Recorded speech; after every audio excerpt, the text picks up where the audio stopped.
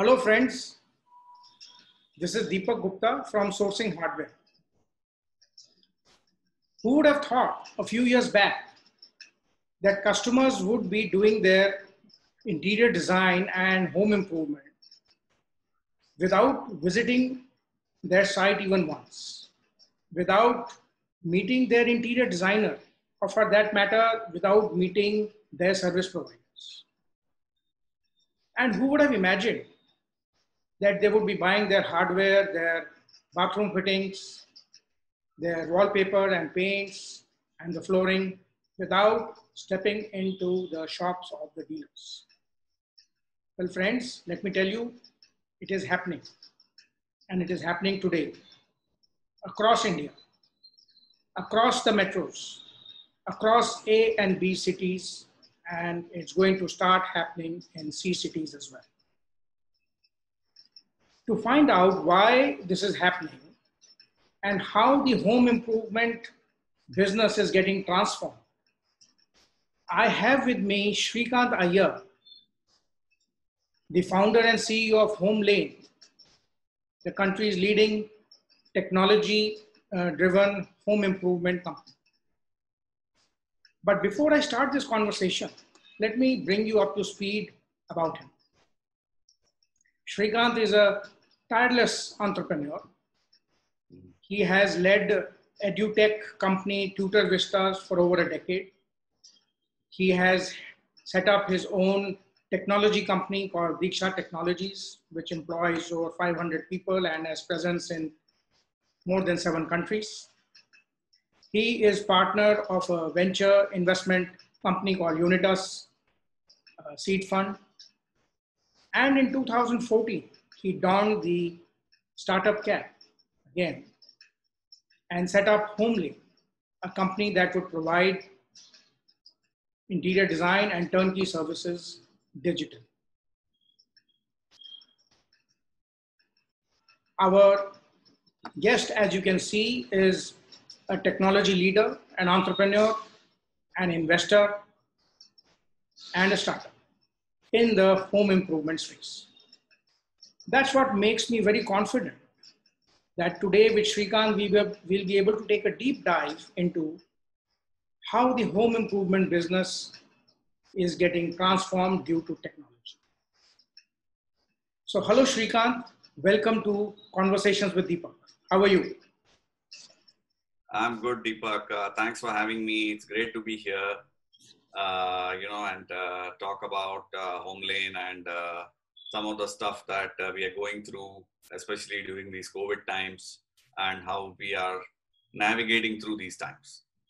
Well, these are indeed tough times, and that requires very innovative thinking, tough decisions, and in the end, very often we get very interesting, unique outcomes, and often very rewarding. So let me start by first asking you, what do you think of the home improvement or the home interiors market? Is it possible to put a number to this market size? So broadly, if you look at the home improvement, at least on the supply side, what's coming in, you have about 1 million homes which are new, which are coming up for interiors, so to speak, every year. This is across the top 20-25 cities I'm talking about. So there are about 1 million homes, new homes, which are coming up. This is both apartments, new, independent bungalows, all put together. I'm talking.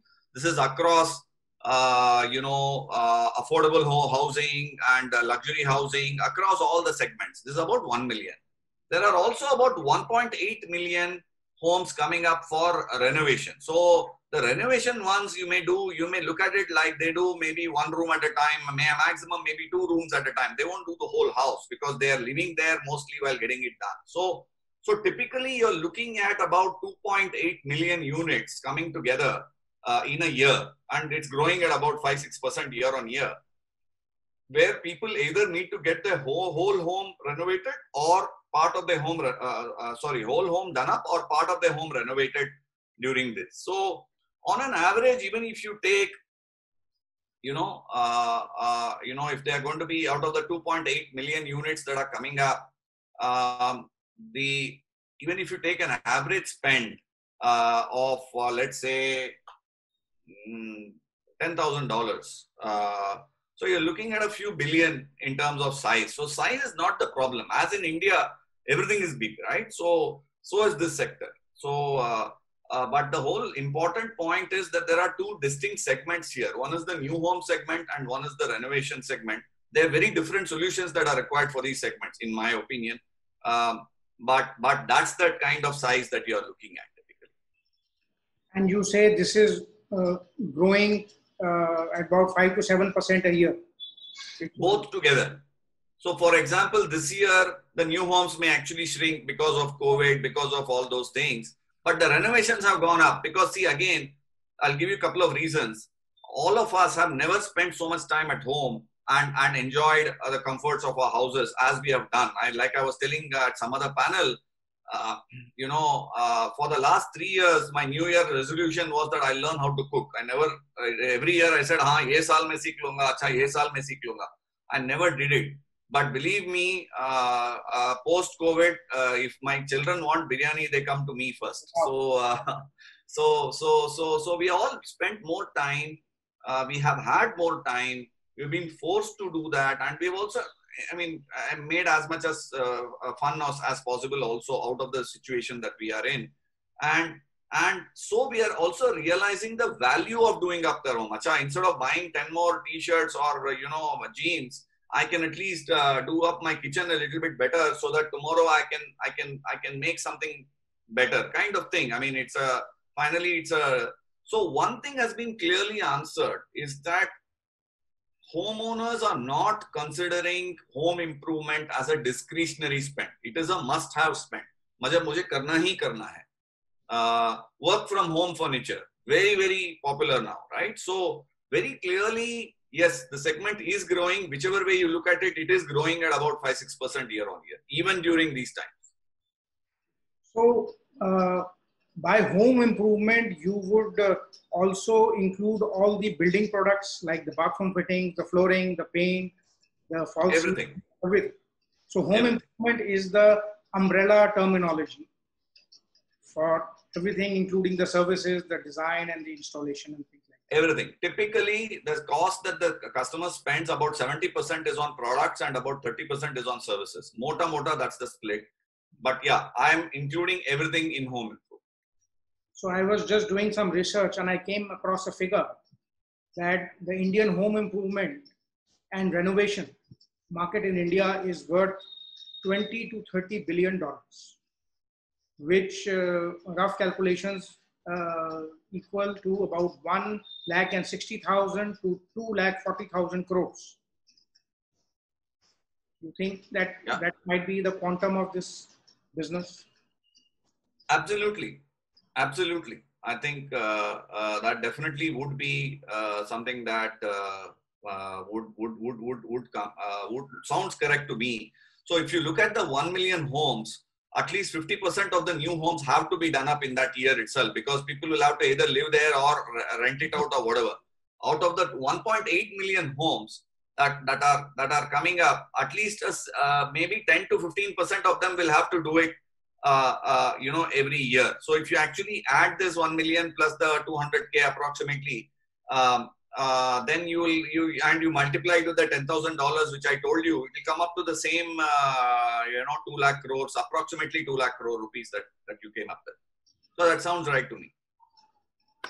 But you see, this business has largely been conducted in a very traditional legacy manner, where designing is done by one party, the installation, the servicing is done by another set of parties, and the procurement of the materials is done by the customer from diverse sources. And the hardware seller is not selling the paint, the wallpaper guy doesn't sell bathroom fittings, glass comes from somewhere else, the wood comes from somewhere else. So it's like that. But it seems that what HomeLane is talking about, and what several others are also of late talking about, is that everything comes under one roof. So what makes you so confident? Is it the technology, or it's simply your logistics or your manpower that allow you to bring all these activities and product categories under one roof to a single point? So I've always believed in trying to create businesses and services and solutions which are scalable. So like you rightly said, in the unorganized sector, typically, there are multiple stakeholders involved in a project. And normally, if you see, there'll be finger pointing happening between those parties itself. And finally, the customer is the one let down because their job will not get done either on time or on budget, or quality will not be acceptable. We are trying to solve that problem. So I call it lack of predictability. So to me, the number one problem Homelane is trying to solve is lack of predictability of the customer experience. If the customer thinks, अच्छा मुझे ये quality का चीज मिलेगा, ये budget में मिलेगा और इतना time में मिलेगा, then I need to provide it at that point, at those parameters. Typically, if he deals in the erstwhile world, he would never get all the three. He doesn't know what quality he's getting. It may be good, bad, or ugly. It's like a box of chocolates. You don't know what you will get.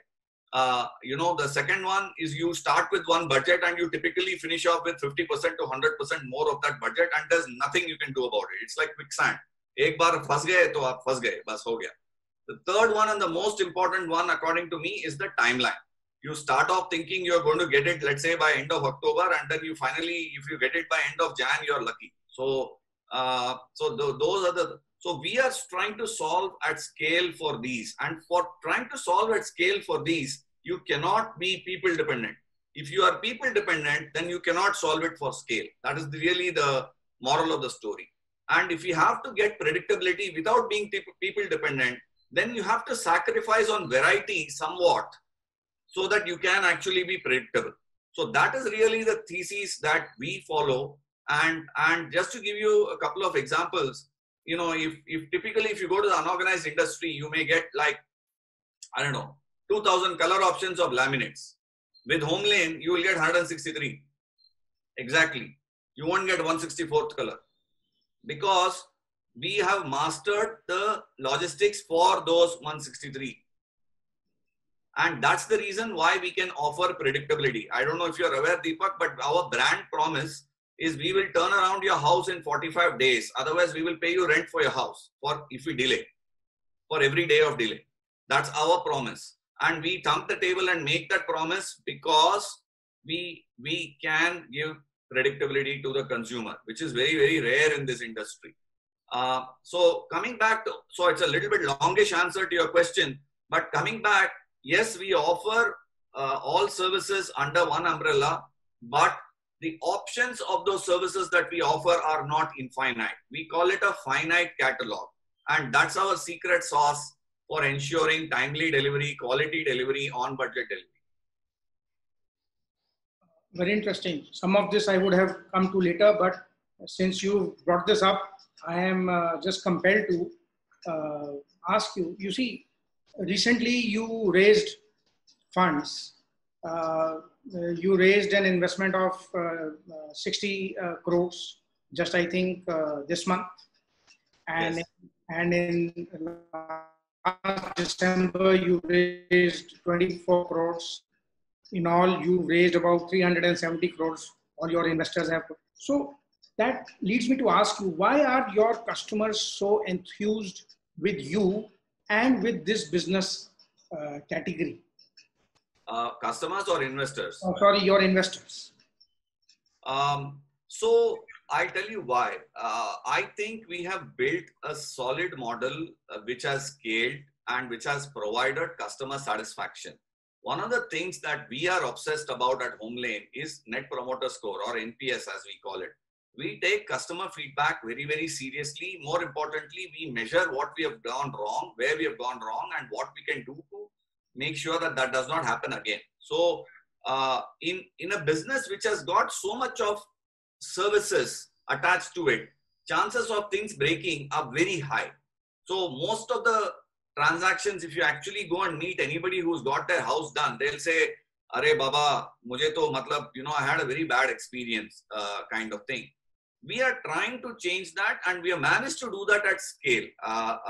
That's the reason why our investors are enthused. Our investors are also enthused because our unit economics is quite strong. We are on the path to profitability. We are in fact quite close. We are less than 1 year away from being EBITDA profitable across the company. So, which is very good news, and probably one of the very rare cases of funded companies who are not only growing at a reasonable pace, but who are also looking with a firm eye on profitability. Normally, these two things don't go hand in hand, if you know what I mean.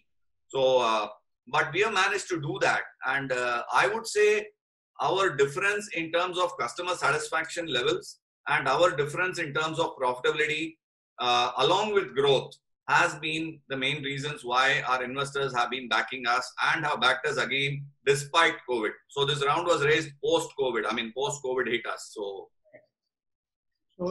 you've grown almost 130% in terms of revenues, from about 100 crores to 230 crores. That's and correct. we're looking at another 30 or 40% growth in the coming financial year. Yes. And as you mentioned, despite COVID, we had planned for a more ambitious growth, but after COVID, we have dropped it down a little bit. But we still think we'll grow 30-40% in this financial year. That's right. But why is it that you continue to have EBITDA loss? Why are you not breaking even on operations? What is the reason? Of course, it is strategic, I'm sure. Correct. So we are spending primarily on three factors, which we would not have spent on if we didn't want to grow this fast. One is branding. Second one is technology. And the third one is expansion itself. So these three things are the extra ones that we have. By the way, we have been unit profitable for every house that we service today. We have been making profits for more than 1.5 to 2 years now on a unit basis. But things like technology and stuff like that, you cannot build for just for today. You have to build for the next 3 years, for the next 5 years. The investments that you need to make for building a platform, like for example, spacecraft is a platform. I'm sure we'll talk about that a little bit more. These investments have been made over the years because we want to make it more convenient for the customer. And those investments cannot give back return in like 1 month, 2 months, even 1 year. It takes 3 years, 5 years to give you back return. Those are the reasons why we raise money. If we do not grow, we are profitable from today. We don't need to raise any more money. We are already profitable. Obviously, the reason why we want to raise money and why we are not EBITDA is because we are spending primarily on growth and primarily on these three areas, like I said, which is branding, on technology, and on expansion. So while your revenue has continued to see growth, you have mentioned at one point, from the core category of modular furniture, contribution from other products and services such as false ceilings, painting, soft furnishings, wallpaper, wooden flooring have also grown from 10% to 20% over the last 1 year.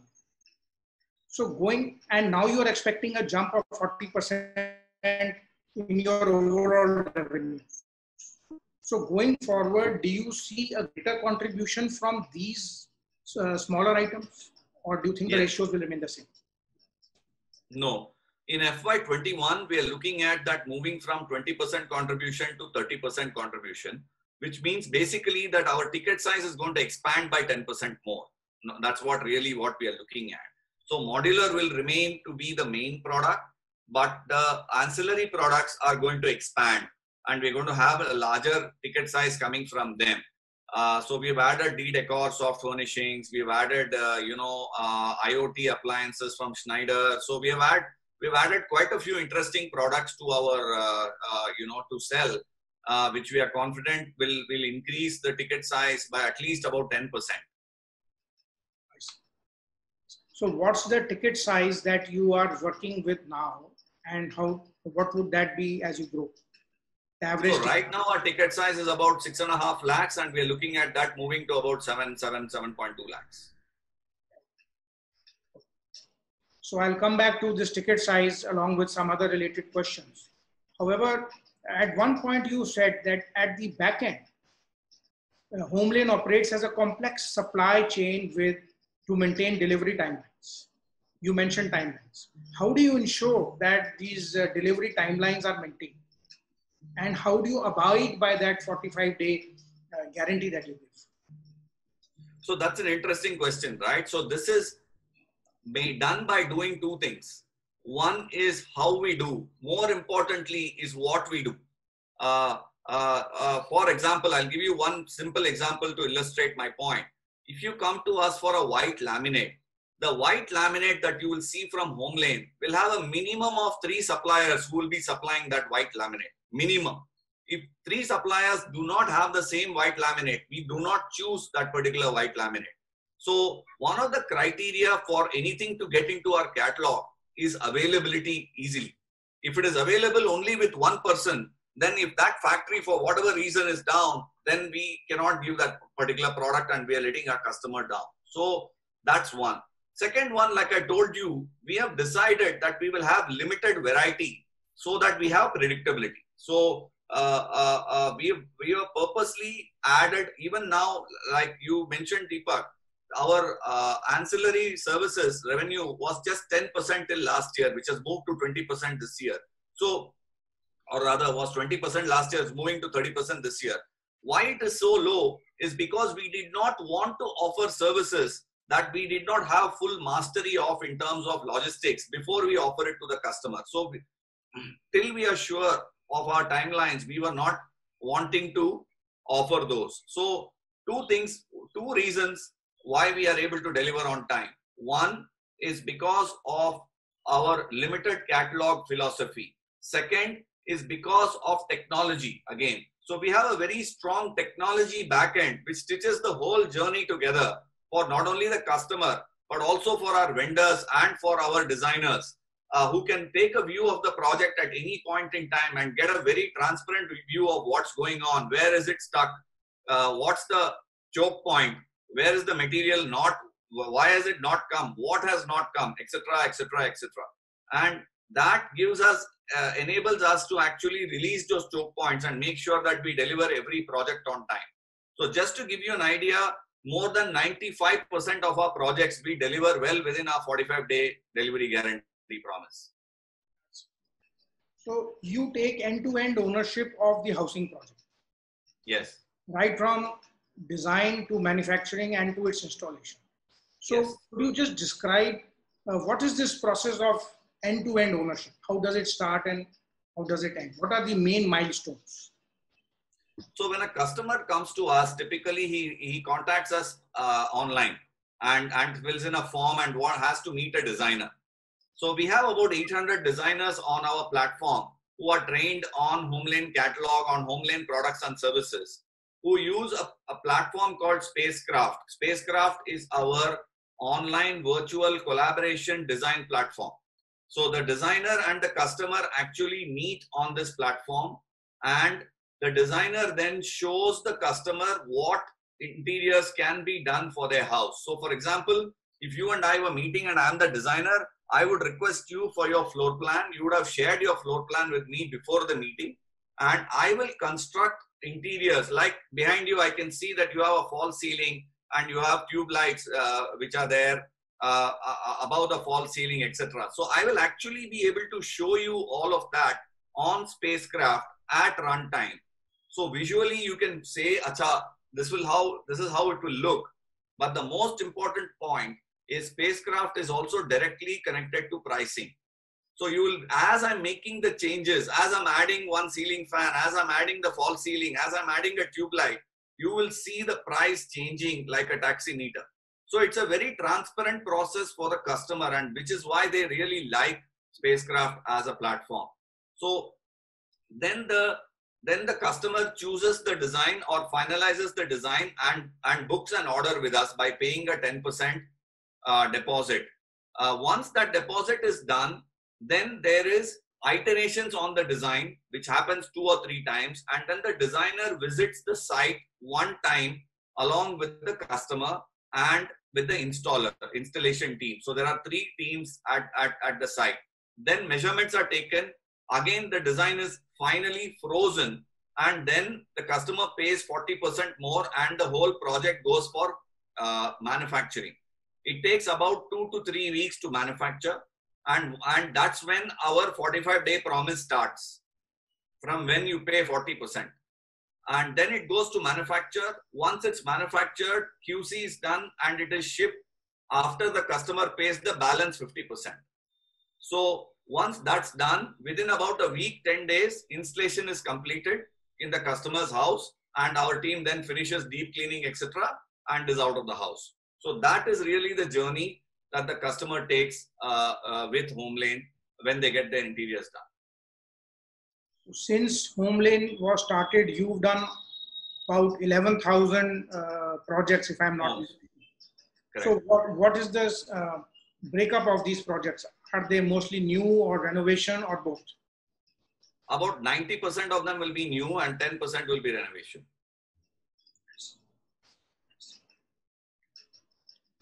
So if we were to talk of your expansion plans, because that is one of your key agendas for raising funds, you have said that HomeLane will expand into new markets with a greater focus on non-metro expansion. Yes. Which are these non-metro markets that you are targeting? So in principle, I believe that, Indians, even in Bharat or even in non-metros, are very aspirational, and they would definitely like to do up their home in as good a way as anybody in a metro would. So we want to take our products and services to tier 2 and tier 3 cities. On August 1st, we launched in Vizag and in Mysore to test what we call a FOFO model. So far, all our franchisees work on what we call a FOCO model, which is a franchisee-owned company-operated model. And now we are trying tier 2 and tier 3. We have launched in a FOFO, franchisee-owned, franchisee-operated model, which is HomeLane Catalog, HomeLane Technology like Spacecraft, HomeLane Manufacturing, HomeLane Brand, and HomeLane Brand Promise of 45 days or rent. And the franchisee will do the selling, designing, and installing. That's the split between the two. And we have launched Vizag and Mysore. We've had a very, very nice response. So we are very enthused with that. And we are launching totally, we want to be in 25 cities in the next 12 odd months.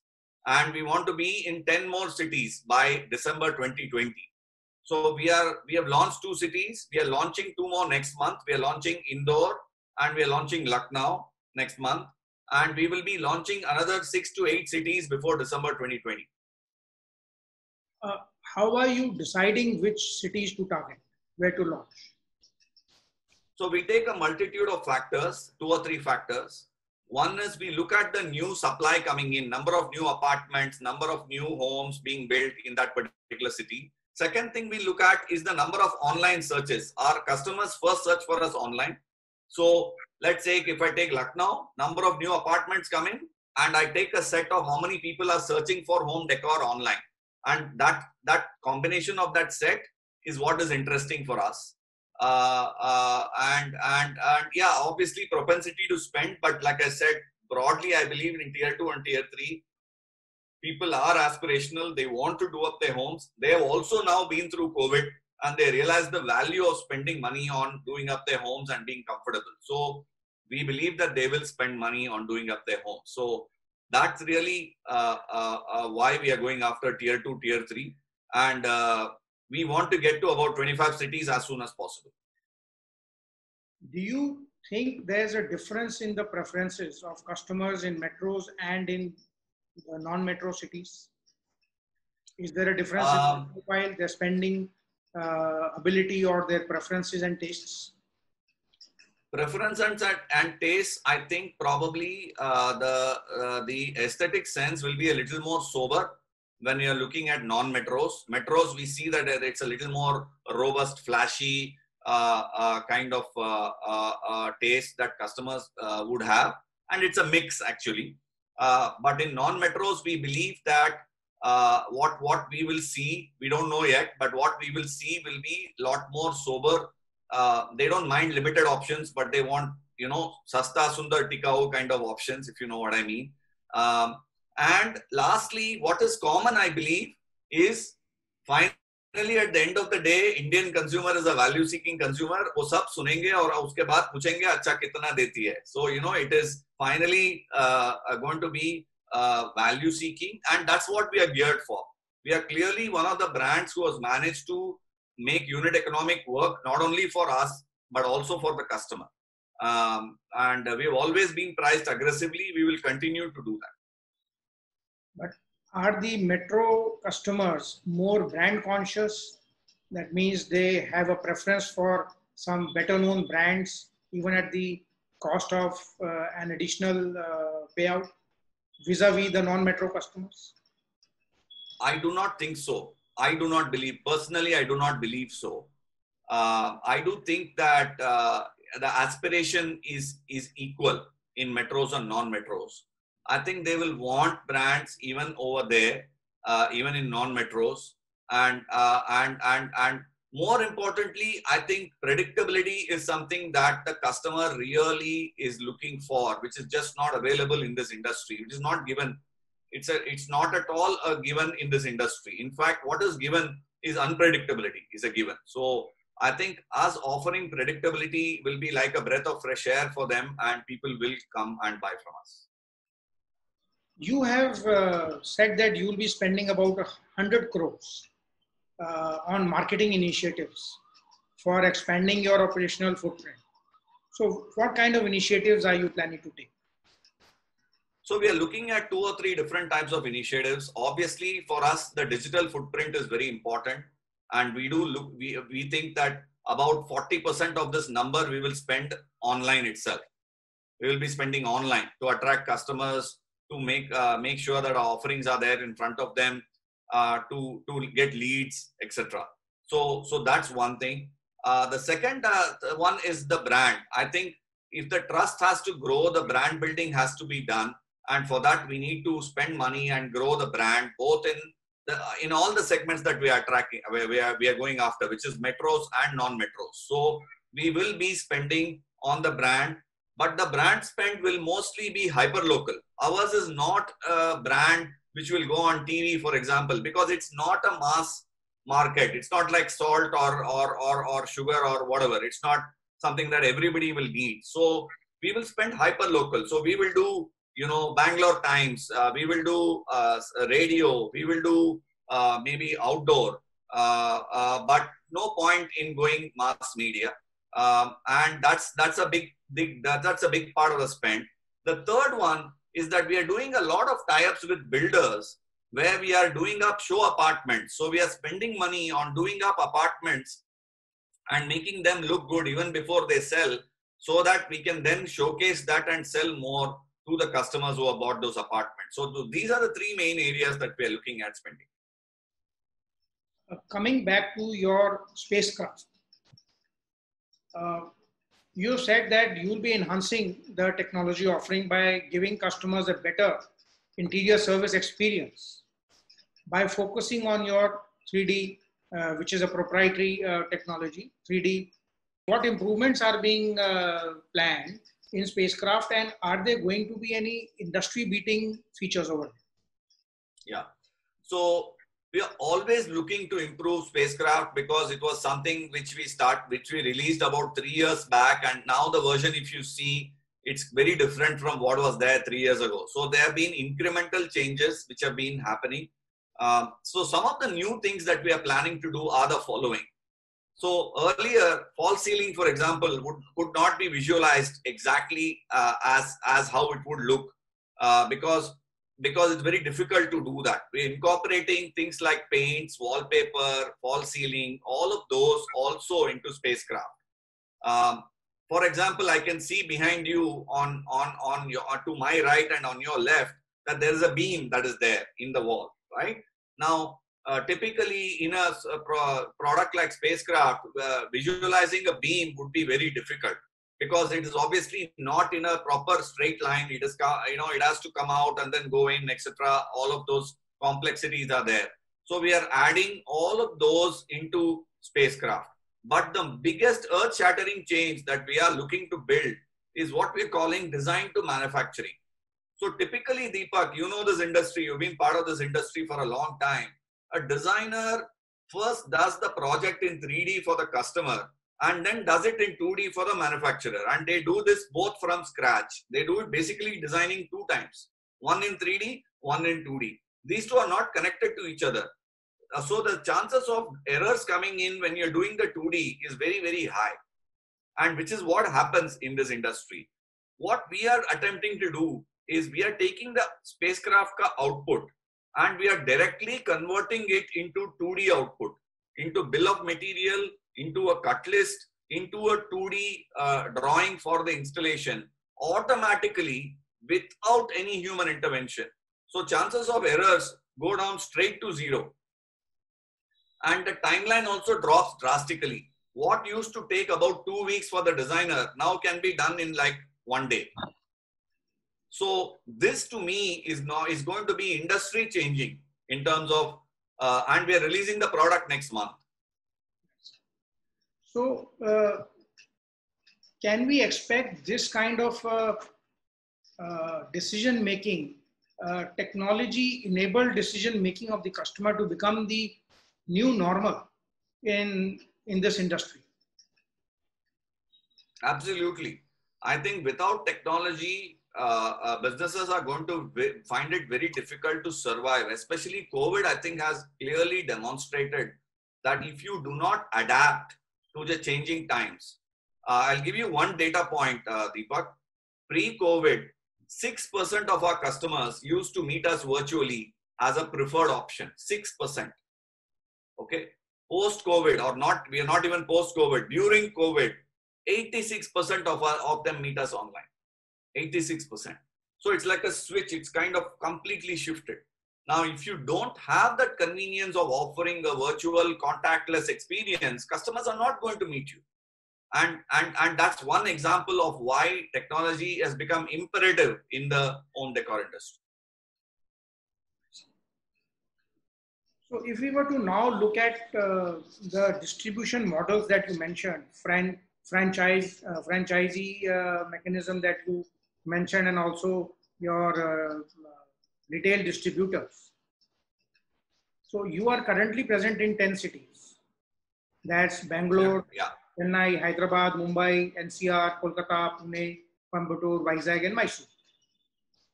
And you have 19 experience centers over here. Yes. So are these franchise owned, company owned? How are they owned? All of them are FOCO, which is franchisee owned, company operated centers. Okay. Except in Vizag and in Mysore, where they are FOFO, which is franchisee owned, franchisee operated. The model is different, like I told you. In the tier 2 cities and tier 3 cities, we are looking at a FOFO model where our franchisee will do designing, selling, and installation. Whereas in the others, they will only do the experience, which is the experience center, and the installation. They don't do selling and designing. But in the FOFO model, they will do selling and designing also. You have a dealer model also? Or are these the two? We are going, the next step is to go after a dealer model where we are looking at an FMCG type distribution / dealership model. Once we have managed to get the next step that we're doing, once we get design to manufacturing completely done, is to give a dealer the platform. They can design, they can do whatever they want, and they can just press on a button which says manufacture, and that order will come directly to HomeLane. So it becomes like a typical dealer model where they sell and then they can get it manufactured by HomeLane and they can then get it installed in their customer's house. So it will be more like the FMCG dealer model. That's not yet launched. We plan to launch it in 2021. So if we were to talk a bit more about your FOFO, franchise owned and franchise operated. Yes. Where you say the franchisee will own the setup, the showroom or the outlet, the experience part of it. Yes. And they will also do the sales and they will also provide the design services. Yes. And only pass on the manufacturing to. Is that so? Yeah. So the lead is generated by HomeLane. The lead is passed on to the franchisee. The franchisee does the selling and the design, finalizes the design, passes the pricing engine, the platform, everything is from HomeLane, which is Spacecraft. Then the order is passed on to HomeLane for manufacture. It will be manufactured in one of the manufacturing hubs. So for a Mysore, it will be manufactured in Bangalore. It will be dispatched to the FOFO dealer, franchisee, who will then install it in the customer's house. That's how it will operate. And the franchisee will also be the installation person, the installation party. Yes. So this gives us a kind of a profile of what kind of a franchisee you're looking for.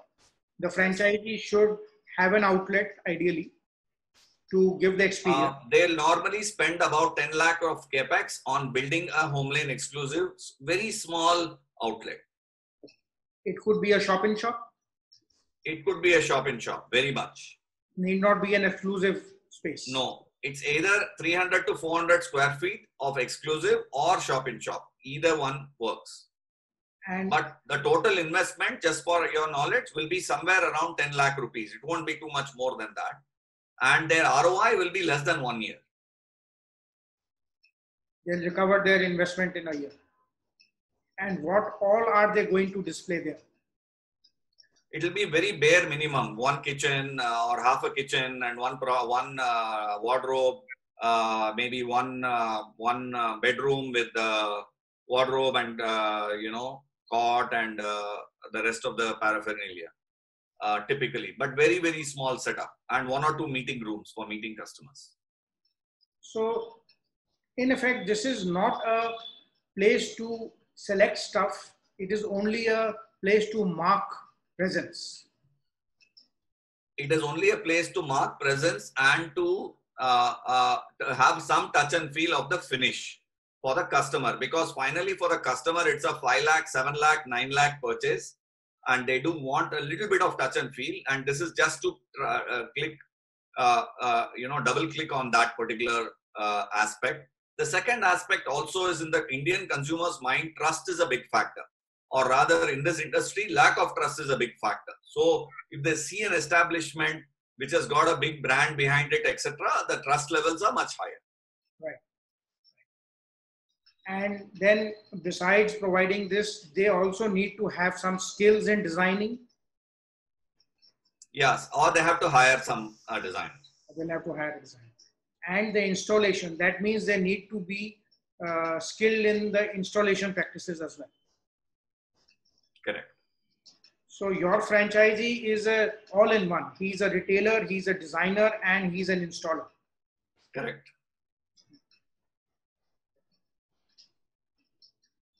How do you make sure that your franchisee remains loyal to you? So 2 or 3 ways. One is that since they have actually committed and installed and invested about 10 lakhs of capex, automatically there is some loyalty which is built in, if you know what I mean, because they have to recover that and also look at it. For 1 year, if I am able to get him the ROI, they also know that this is the golden goose. And frankly, who would want to mess around with a golden goose, which is laying eggs? So finally, see, in any business, the commercials need to make sense for all the parties. Otherwise, it's not going to be a long-lasting relationship. So we have made sure, we have done for FOCO model for the last 5.5 years now. All these 19 experience centers that you're talking about, all of them have been running successfully for the last many years. The oldest of them is about 5.5 years old. So we have mastered this model in this space for so many years. We have done more than 11,000 homes we have installed using these franchises only. So now we are taking it to the other cities. So we have our ways and means by which we can gauge whether there is any leakage of any way, be it lead or be it any customer or whatever it may be. We have technologies which can also help with that, which we are using today, which will continue to use when we are working in the tier 2, tier 3 cities also. But finally, again, let me tell you, this is not about policing. This is about building a win-win model. And that's what we are doing here. Well, you've spoken about the importance of branding, the importance of the technology and predictability being one of your major pillars going forward. But you also spoken at one place about one challenge, that is of skilled manpower. You said that this aspect of interior design business is hard to scale up because it is tough to ensure that the carpenter or the installation team will show up on time, wear the right dress, and attend customers' calls in the right manner. So that's the human part, the actual human element that often lets down. And though you said earlier that we are depending more on technology than on people, but at the end, at the ground level, you need to have the right kind of people at the right place. So how are you overcoming this challenge about the availability of skilled manpower? Sure. So we're doing 2-3 things a little bit differently. One is we have distributed this problem of finding skilled manpower throughout the country. So now we are present in 10 cities and in 19 locations, like you said. So the franchisee actually is the one who is employing the skilled manpower. How does that help? That helps because I'm decentralizing the problem. If I'm trying to control a carpenter or a bunch of carpenters sitting in Bangalore, in Thane, it's not going to work. It will be very, very difficult. But my franchisee is in Thane and he is controlling those, skilled manpower which is there. The second one, we do not offer any service which has manual work involved on site. No service we offer. No service.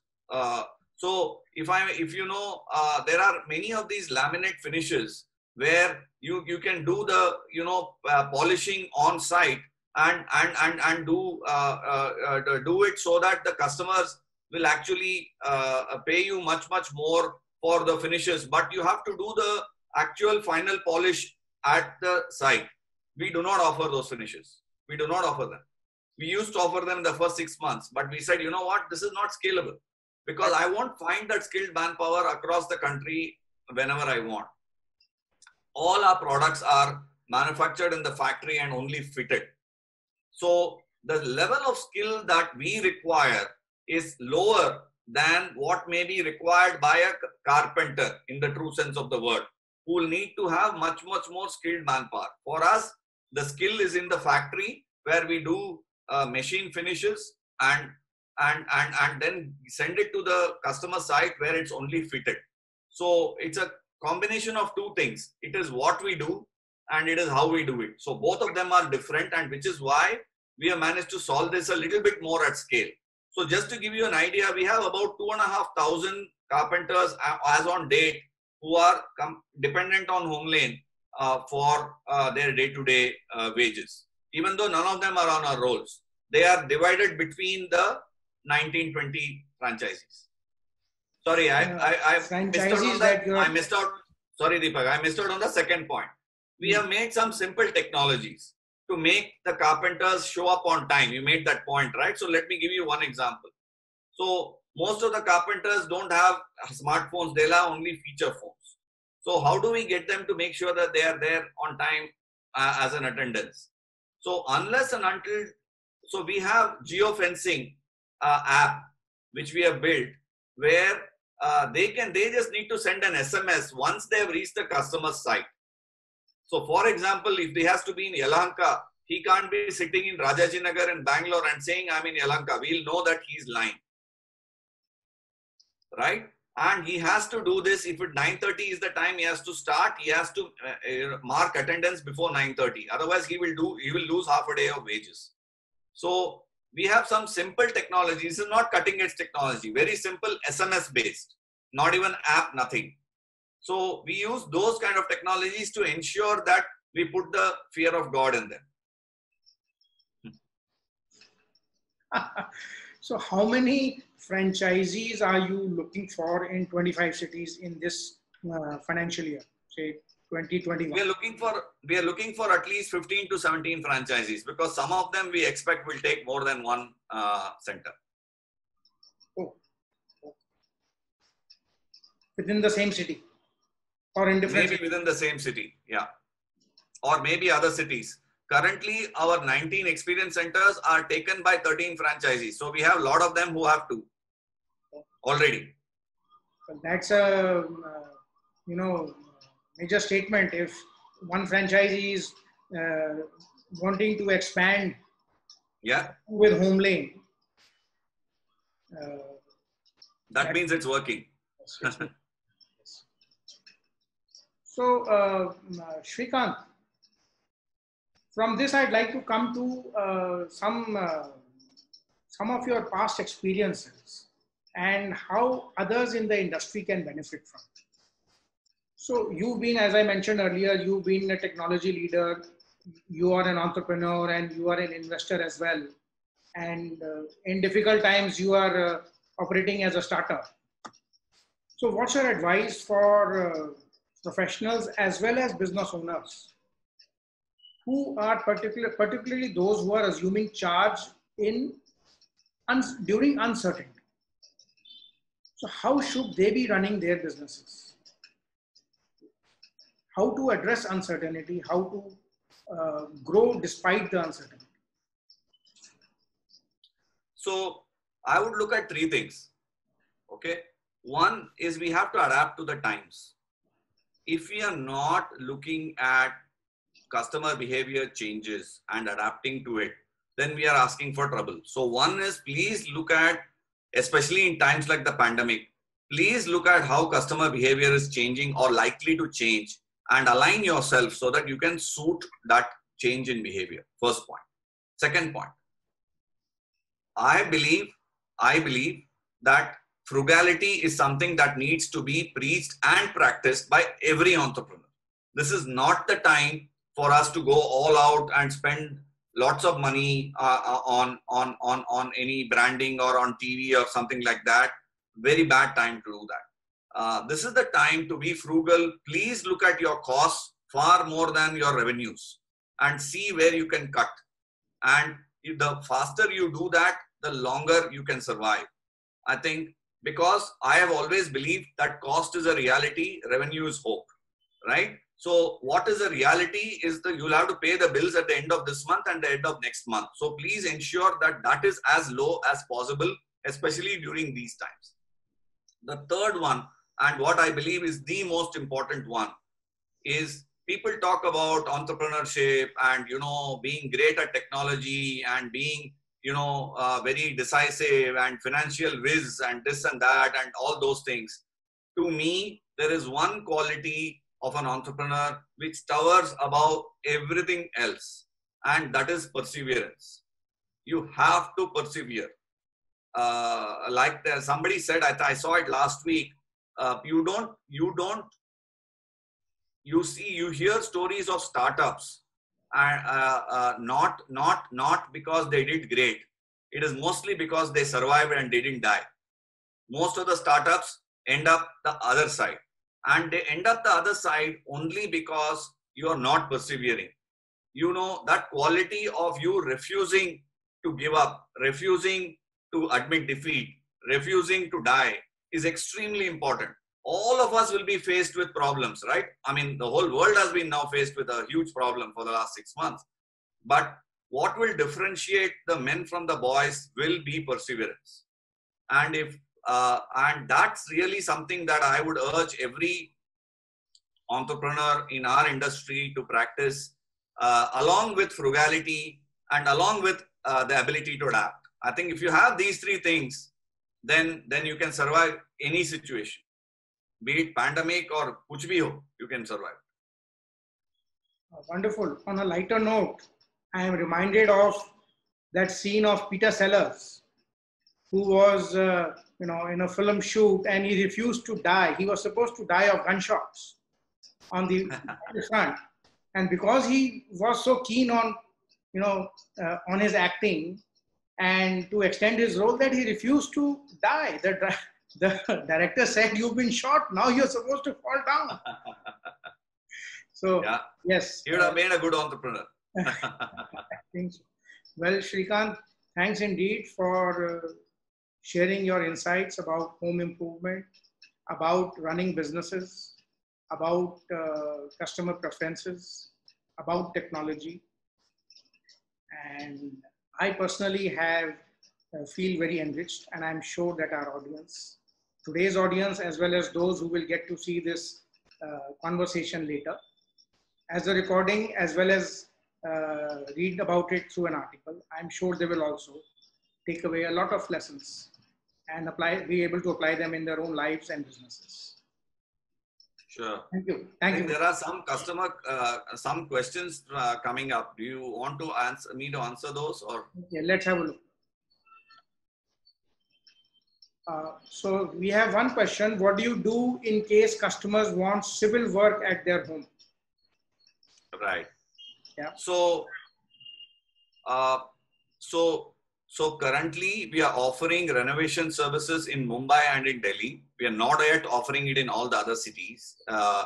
And if there's any structural changes that you're looking to do, then we are only offering these in Mumbai and Delhi. If it's very, if it is just on the surface and any bit of civil renovation, we are offering it in the other cities. But if it is any very fundamental changes to the structure, that we are offering only in Mumbai and Delhi. So we do have our registered vendors with a home lane guarantee who will provide you with any civil work that you would need. So my answer would be that if you are from Mumbai or Delhi, please let us know. We'll be happy to help you out. You can always email to srikanth@homelane.com, and I will forward your inquiry to the right person. srikanth@homelane.com. Do you think you will be expanding this civil work service to other cities going forward? Yes, we will, Deepak, but we are right now learning. So I told you, right, for us, the customer satisfaction is extremely important. Till we master it, we do not expand to other cities. So currently we are only doing this in Mumbai and Delhi. And after that, we will expand to the other cities. So this question was from Govind Shenoy, and he has asked a supplementary question. I think you mentioned it, but just perhaps he missed it. What is the typical CapEx for franchisee, and what is the approximate ROI? So the typical CapEx for a franchisee in a FOCO model, which is in a larger city metro, is about 1.5 crores. And the ROI for that is about 30 months. For a FOFO model, which is in tier 2 and tier 3 cities, the capex is about 10 lakhs. And the ROI is about 1 year. So, and let me also clarify, Govind Shenoy, that FOFO is franchisee owned, franchisee operated. Franchisee operated, where the franchisee sets up the outlet and provides the experience, but is not involved in the sales, the design and the sales, right? Whereas the FOFO model, that was the FOCO model, franchise operated, owned company operated. Right, yes. Srikanth? That's correct. Okay. Now we have a question from Abhay Kumar. How do you prefer fittings? I'm not sure what he means by that. Abhay Kumar, if you could please write and explain this question. In the meanwhile, I'll go to the next question. Dear Srikanth, do you offer e-commerce product services to your customers? If one of your customers wants to purchase products after installation, what does he do? Yeah. So we have always been a business which has been in consultative selling. So typically you consult with a designer before you make a purchase decision because the value is high. But having said that, we are just coming up with our own shopping platform, which we will probably launch in October. And after that, you will be able to buy the standalone products, let's say like sofas or coffee tables or something like whatever, which you can buy on a standalone basis. You will be able to buy those from next month onwards. We have one more question regarding franchise. Who will make the payment and how much will the FOFO owner earn per project? Right. So the payment, who will take who will take the payment is the question. So the payment always comes to Homelane, and Homelane pays the franchisee. In a typical FOFO model, which is on the tier 2 and tier 3 cities, which I was speaking about, the franchisee will earn about 18%, 18% of the total value of the project. The sale value. Yes, net sale value. So Abhay Kumar has explained, how do you select kitchen fittings such as drawers and other fittings? So we offer the best in terms of kitchen fittings. Currently, Hetic is our main supplier. As you know, they are known for their quality and for their range. And like I was telling Deepak, we have what we call this limited catalog. So it's not like if you come to us, you won't find 10 suppliers or for fittings. We will have most probably 1 or 2 suppliers only, and we will have, in that also we will have fittings which are limited to our target category, which is the middle class, urban middle class. So so that's typically what we prefer, and that's what you will find in our catalog. But if you'd like to know more, I would suggest that you just log in. You can fix up a free meeting with our designer, and you can go through our catalog in detail. No problem at all. Our next question is from Omar Mustafa. How important is hardware to the end user while choosing furniture? No, it's very important. People have come to realize that the quality of hardware is very, very much dependent on how much longevity they get from their furniture. So they're willing to spend a little bit more now on their hardware. A brand, even in the hardware, is very, very important for them. In fact, I remember that initially when we started, we only used to say whatever be the hardware, the brand will only be Hetic. So we wanted to basically make a statement saying, don't worry about it. We are only giving you top of the line. We are not compromising on that. So clearly the customer wants to have the best. They want it at a good price, but they definitely want good quality. So it's very important. Well, so these were the questions from our readers. And I hope they are all satisfied. They can always write to you or write to me. My email ID is deepakgupta@bracecorp.net, and I'll be happy to forward any of your subsequent questions to Shrika. So with this, I'll wish you a good day and wish you all success in your ventures. Thanks so much. Thanks for having me. It was great chatting with you. Thanks. Bye. Bye-bye. Good day.